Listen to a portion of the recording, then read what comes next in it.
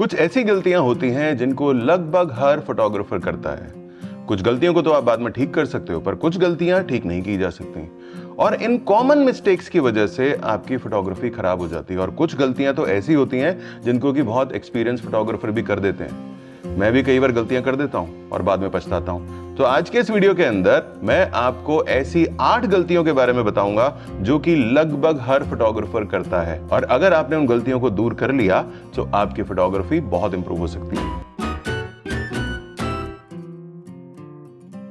सबसे पहली common mistake होती है मीटरिंग मोड को सही तरीके से सेट ना करना। बहुत सारे फोटोग्राफर्स मीटरिंग मोड्स को पूरी तरीके से अवॉइड कर देते हैं। उनके कैमरा में जो by default metering mode selected होता है वो उसी को यूज करते रहते हैं, उसको चेक भी नहीं करते। ज्यादातर कैमरास के अंदर डिफॉल्ट मीटरिंग मोड जो सिलेक्टेड होता है वो होता है इवैल्यूएटिव मीटरिंग या मैट्रिक्स मीटरिंग, डिपेंड करता है कि आप कौन सा कैमरा यूज कर रहे हो। पर आपके पास में मीटरिंग मोड्स बहुत सारे होते हैं। अब मीटरिंग मोड क्यों आपको सही तरीके से चूज करने चाहिए? बिकॉज ज्यादातर सिचुएशन के अंदर इवैल्यूएटिव मीटरिंग या मैट्रिक्स मीटरिंग सही तरीके से आपको एक्सपोजर दिखाता है, क्योंकि आपके कैमरा में जो नीचे एक्सपोजर मीटर आ रहा होता है ना, वो तभी आपको सही रीडिंग दिखाएगा या उसी तरीके की रीडिंग दिखाएगा जो आपने मीटरिंग मोड यूज किया हुआ होगा। मीटरिंग मोड्स ही वो पैरामीटर है जिसके बेस पर आपका कैमरा आपको एक्सपोजर मीटर में दिखाता है, और एक्सपोजर मीटर को देख करके आप अपने एक्सपोजर को करेक्ट करते हैं, जो मेरे हिसाब से सही नहीं है, पर फिर भी आप अगर ऐसा करते आ रहे हैं तो कोई प्रॉब्लम नहीं है। अब अगर आप नॉर्मल सिचुएशन में होते हैं तो इवैल्यूएटिव मीटरिंग या मैट्रिक्स मीटरिंग बिल्कुल सही तरीके से काम करता है, लेकिन जैसे ही आप किसी कॉन्ट्रास्टी सिचुएशन के अंदर आते हैं वहां पर आपका कैमरा कंफ्यूज हो जाता है। ऐसे में आपको स्पॉट मीटरिंग या सेंटर वेटेड एवरेज मीटरिंग को चूज करना चाहिए, क्योंकि कैमरा हमेशा ग्रे स्केल के ऊपर एक्सपोज करता है। मतलब ये कि अगर व्हाइट को आप एक्सपोज करोगे तो कैमरा आपको एक्सपोजर मीटर में वो रीडिंग देगा जिससे कि व्हाइट ग्रे हो जाए, और अगर आप ब्लैक को शूट कर रहे हो तो आपका कैमरे का एक्सपोजर मीटर उसको ग्रे स्केल के ऊपर ही ले जाकर आपको एक्सपोजर दिखाएगा। तो मतलब ये हुआ कि आपको अगर एक्सपोजर मीटर देखकर अपने कैमरा के एक्सपोजर को करेक्ट करना है तो आपको मीटरिंग मोड को सही तरीके से चूज करना चाहिए। अगली कॉमन मिस्टेक होती है लेंस का वाइडेस्ट अपर्चर यूज करना। मैंने बहुत सारे फोटोग्राफर्स को देखा है कि जब वो अपने कैमरा में एक्सपोजर सेट करते हैं तो अपर्चर को वाइडेस्ट ओपन कर देते हैं। अगर वो 1.8 का लेंस यूज कर रहे हैं तो 1.8 के ऊपर रख देंगे, 1.4 का यूज कर रहे हैं तो 1.4 के ऊपर रख देंगे। शटर स्पीड को वो सेट कर देते हैं 1/160 या 1/200 के ऊपर, और अपना एक्सपोजर पूरा कंट्रोल करते हैं ISO से, जो कि बिल्कुल गलत है। सबसे पहली चीज तो ये कि आपको एक्सपोजर को सही तरीके से सीखना चाहिए, और दूसरी बात यह कि अगर हर शॉट आप 1.8 के अपर्चर पे लोगे तो आपकी हर इमेज में डेप्थ ऑफ फील्ड एक जैसी नजर आएगी और आपकी सारी पिक्चर्स एक जैसी लगेंगी। आपको करना क्या चाहिए? आपको अपनी इमेजेस को डिफरेंट अपर्चर्स के ऊपर शूट करना चाहिए। अगर आप कोई इवेंट शूट कर रहे हो तो उसमें बैकग्राउंड बहुत इंटरेस्टिंग हो सकता है, उसको पूरा आउट ऑफ फोकस करने की जरूरत नहीं है। वहां पर आप 5.6 का अपर्चर यूज कर सकते हो ताकि थोड़ा सा आउट ऑफ फोकस हो लेकिन थोड़ी डिटेल्स बैकग्राउंड की नजर आए। और अगर आप लैंडस्केप शूट कर रहे हो तो वहां पर आपको f22 पे जाने की जरूरत नहीं है। आप लैंडस्केप भी शूट कर सकते हो f8 f10 के ऊपर रहते हुए। सिर्फ आपको करना यह है कि आपको एक्सपेरिमेंट्स करके देखना है, आपको डेप्थ ऑफ फील्ड को अच्छे से समझना है, आपको एक्सपोजर को अच्छे से समझना है। और अगर आप इन बारीकियों को समझना चाहते हो ना, तो मेरा एक कोर्स है जिस कोर्स को आप ज्वाइन करके ये सारी चीजें बहुत डिटेल में सीख सकते हो। इस कोर्स में मैंने क्या क्या सिखाया है ये सारी डिटेल्स आपको नीचे डिस्क्रिप्शन में जो लिंक दिया हुआ है उसके ऊपर क्लिक करके मिल जाएंगी। सो अब इस बात का ध्यान रखना कि आपके लेंस में जो अपर्चर है उस अपर्चर को आप 1.8 या 1.4 से लेकर के f22 तक यूज कर सकते हो। सिर्फ ये मत सोचना कि जब आप ग्रुप शॉट ले रहे हो तो वहां पर ही आपको अपर्चर को चेंज करना है। अगर आप पोर्ट्रेट खींच रहे हो तो वहां पर आपको सारा बैकग्राउंड ब्लर करना है, बिल्कुल गलत है।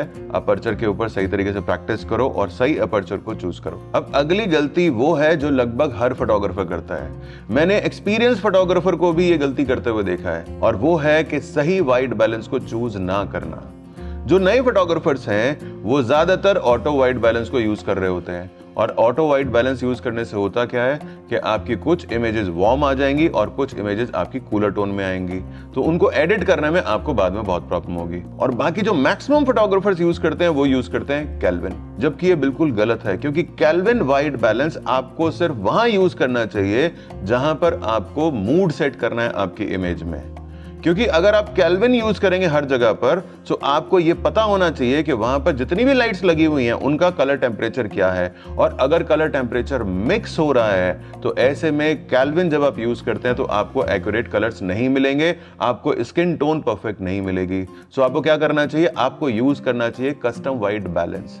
सो इस चीज को आप ध्यान रखो कि अगर आपको एक्यूरेट कलर्स चाहिए तो आपको कस्टम वाइट बैलेंस यूज करना है, क्योंकि एक्यूरेट कलर्स लेने के बाद आप उसको मॉडिफाई कर सकते हो। और अगर आपको मूड सेट करना है आपकी इमेज में तो आपको केल्विन वाइट बैलेंस चूज करना चाहिए। और अगर आप वाइट बैलेंस को डिटेल में समझना चाहते हो ना तो उसका मैंने वीडियो ऑलरेडी किया हुआ है, उसका लिंक मैं नीचे डिस्क्रिप्शन में डाल दूंगा, उसको जाकर आप चेक कर लो, आपको वाइट बैलेंस बहुत अच्छे से समझ में आ जाएगा। अगली गलती जो ज्यादातर फोटोग्राफर करते हैं वो ये कि वो अपने कैमरा के फोकसिंग सिस्टम को अच्छे से समझते ही नहीं है। अगर फोकस स्लो हो रहा है या इमेज आउट हो जाती है, उनको लगता है कि ये प्रॉब्लम उनके कैमरा की है या उनके लेंस की है, जबकि ऐसा बिल्कुल भी नहीं है। आपका कैमरा सही तरीके से फोकस करे, इसके लिए आपको दो चीजों को अच्छे से सीखना बहुत जरूरी है।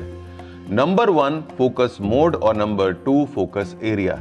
अगर इन दोनों को आप सही तरीके से सही कॉम्बिनेशन में यूज नहीं करेंगे तो आपका कैमरा आपकी इमेजेस को आउट ऑफ फोकस करता रहेगा या स्लो फोकस करता रहेगा। तो सबसे पहले जल्दी से हम समझ लेते हैं फोकस मोड को। आपके कैमरा के अंदर फोकस मोड होता है जो कि आपके कैमरा को यह बताता है कि उसको किस तरीके से फोकस करना है। मतलब ये कि उसको कंटिन्यूअसली फोकस करना है या उसको एक बार फोकस करके छोड़ देना है। सो अगर आप आपके कैमरा के अंदर फोकस मोड्स को देखोगे तो वहां पर आपको मिलेगा AFS, AFC, AFF, मैनुअल, या आपको देखने के लिए मिलेगा one shot, AI servo.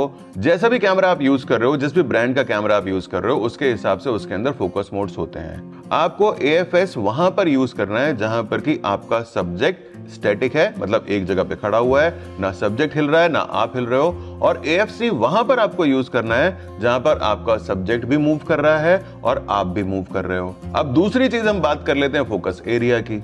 Focus area वो होता है जिसमें आप आपके कैमरा को ये बताते हो कि उसको फोकस किस पे करना है। और आजकल के जितने कैमरास हैं उनके अंदर इतने सारे फोकस ऑप्शंस हैं कि आपको सिंगल पॉइंट मिलता है, आपको उसके अंदर वाइड एरिया मिलता है, एनिमल फोकस मिलता है, बर्ड फोकस मिलता है, प्लेन फोकस मिलता है, बाइक फोकस मिलता है, और आई फोकस तो है ही उसके अंदर। अब आप सोच के देखो कि आपने आई ऑटो फोकस सेलेक्ट किया हुआ है और जहां पर आप शूट कर रहे हो वहां पे बहुत सारे लोग हैं।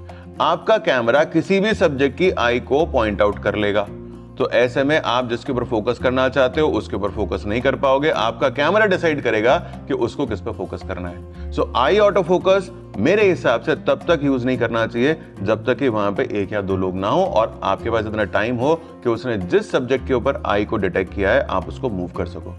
अदरवाइज आपको यूज करना चाहिए एक सिलेक्शन एरिया, यानी कि वाइड एरिया का ऑप्शन आपके कैमरा के अंदर होगा। उस वाइड एरिया में आई ऑटो फोकस, ताकि आप फोकस एरिया को उस जगह पे लेके जा सकें जहां पर आपका सब्जेक्ट है जिसको आप कैप्चर करना चाहते हो। पर मेरे हिसाब से सिंगल पॉइंट ऑटो फोकस ज्यादा बेटर होता है। आपको प्रैक्टिस करनी पड़ेगी, और जो लोग पहले DSLR यूज करते आ रहे हैं उनको ऑलरेडी प्रैक्टिस है, उनको पता है कि कैसे single point auto focus use किया जाता है। पर अगर आप नए हो और आपने अभी फोटोग्राफी शुरू की है और शुरू से ही अगर आप आई ऑटो फोकस यूज कर रहे हो ना तो बहुत बड़ी गलती कर रहे हो। आपको single point auto focus use करके प्रैक्टिस करनी चाहिए, और उस पर जब एक बार प्रैक्टिस हो जाएगी ना तो आप फोकसिंग में कभी भी मार नहीं खाओगे। अब बात करते हैं अगली गलती की जो एक्सपीरियंस फोटोग्राफर्स भी करते हैं, और वो होती है पुअर कॉम्पोजिशन। आपका पूरा दिमाग लगा हुआ होता है आपके कैमरा की सेटिंग के ऊपर। आप ये भूल जाते हो कि आपका मेन काम ये है कि आपको एक परफेक्ट इमेज को कैप्चर करना है। आपका कैमरा सिर्फ इतना काम करता है कि वो सही जगह पे फोकस कर सके और सही से आप एक्सपोज कर सको और कलर्स आपको सही मिल जाए। लेकिन इमेज कैसी कंपोज करनी है ये डिपेंड करता है आपके ऊपर। और अगर आपको कॉम्पोजिशन नहीं पता है, आप प्रॉपरली आपकी इमेज को कंपोज नहीं कर पाते हैं, तो आपकी इमेजेस कभी भी अच्छी नहीं लग सकती। हाँ, वो बात अलग है कि आपने 1000 पिक्चर्स खींची, उसके अंदर से 1 या 2 इमेजेस अच्छी निकल गई। चाहे आप वेडिंग फोटोग्राफी करते हो, आपको कॉम्पोजिशन को सही तरीके से सीखना चाहिए।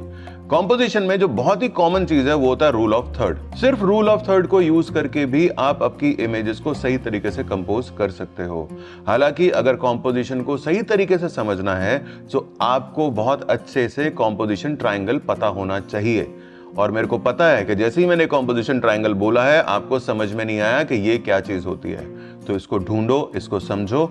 वैसे मैंने अपने कोर्स के अंदर भी कॉम्पोजिशन ट्रायंगल को बहुत अच्छे से समझाया है और कॉम्पोजिशन ट्रायंगल सीख करके आप बहुत अच्छे से अपनी पिक्चर्स को कंपोज कर पाओगे। आपको वो जो रूल्स बने हुए हैं ना, गोल्डन स्पाइरल और ये और वो, जो कि कभी याद नहीं रह सकते, उन सब को आप भूल जाओगे। और कॉम्पोजिशन ट्रायंगल बहुत ही इजी तरीका है इमेजेस को कंपोज करने के लिए, ताकि आपकी इमेजेस बिल्कुल परफेक्ट लगें। अगली कॉमन मिस्टेक जो नए फोटोग्राफर्स करते हैं कि वो खड़े खड़े आई लेवल के ऊपर अपनी सारी इमेजेस खींचते रहते हैं। इमेजेस जब आपको खींचनी है तो आपको उनको कंपोज तो करना ही करना है, साथ ही साथ आपको एंगल्स भी देखने हैं, आपको एंगल्स भी ढूंढने चाहिए।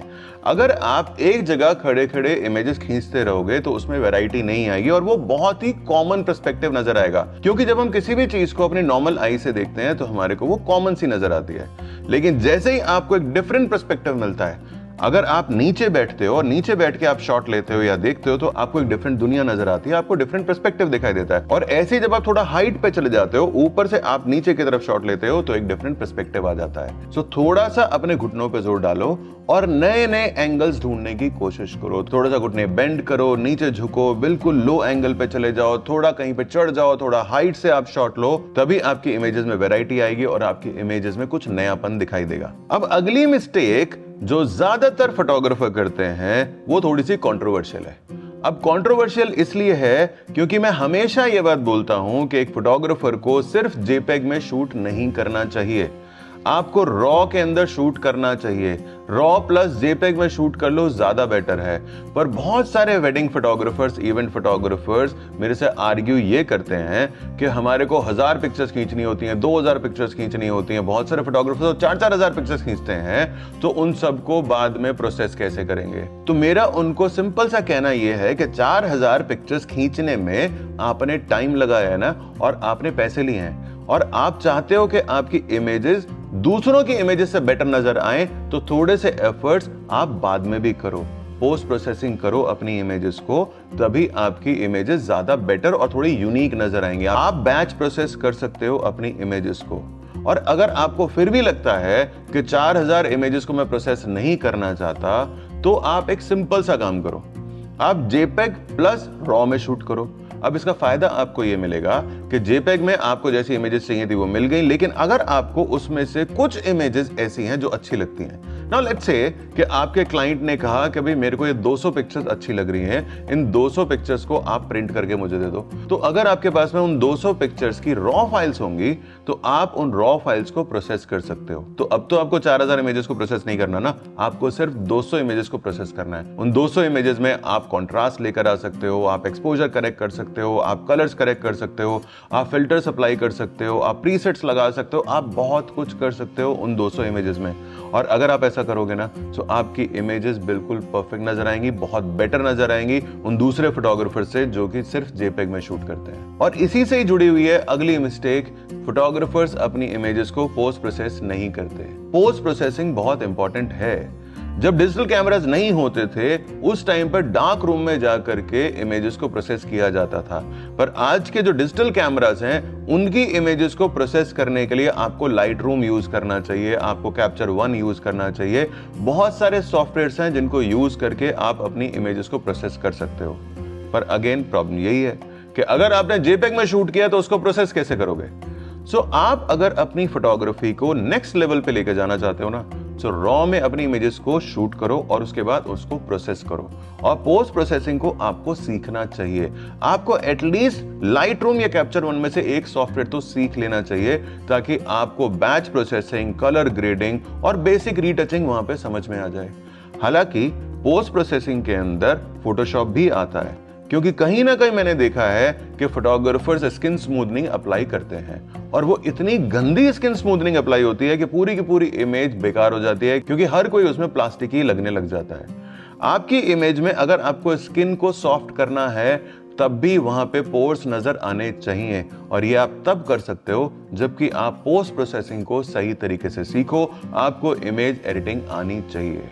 तो जितनी भी मैंने यहाँ पर आपको कॉमन मिस्टेक्स बताई उसमें से आप अभी तक कौन कौन सी कर रहे थे, नीचे कमेंट बॉक्स में लिखकर मेरे को बताना। और अगर मैंने कोई मिस्टेक यहाँ पे मिस करी है ना, तो वो भी नीचे कमेंट बॉक्स में डाल दो, ताकि मुझे भी पता चले कि इनके अलावा और कौन सी गलतियां होती हैं जो कि फोटोग्राफर्स करते हैं। आपको अगर मेरा वीडियो पसंद आया है तो उसको लाइक जरूर करना, लोगों के साथ इसको शेयर कर लो। और मेरे चैनल पे अगर आप नए हो या आप पुराने हो लेकिन अभी तक आपने चैनल सब्सक्राइब नहीं किया है, उसको सब्सक्राइब कर दो। और ये जो बेल आइकन है ना, इसको दबा दो, ताकि जब भी मैं कोई नया वीडियो डालूं तो आपको उसके बारे में पता चलता रहे।